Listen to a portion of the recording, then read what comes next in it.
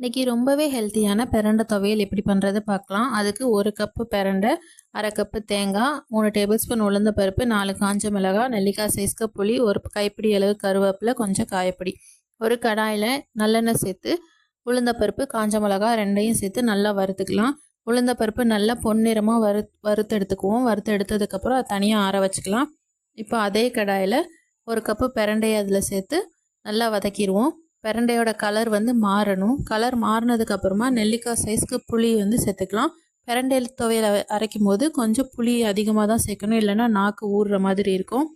புளி சேர்த்து நல்லா வதக்கினதுக்கப்புறமா ஒரு கைப்பிடி அளவுக்கு கருவேப்பிலை, ஒரு 1/2 கப்பு தேங்காய், கொஞ்சம் காயப்பொடி, தேவையான அளவு உப்பு, இதெல்லாம் சேர்த்து நல்லா வதக்கிடலாம். இதெல்லாம் நல்லா வதக்கினதுக்கப்புறமா நம்ம வறுத்து வச்சுருக்க உளுந்த பருப்பு, காஞ்ச மிளகா அதையும் இதில் சேர்த்து ஒரு வாட்டி வதக்கி எடுத்துக்குவோம்.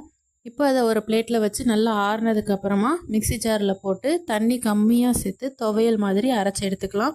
அவ்வளோதான், நம்மளோட ரொம்ப டேஸ்டான ஹெல்த்தியான பிரண்டை துவையல் ரெடி. கண்டிப்பாக ட்ரை பண்ணி பாருங்கள்.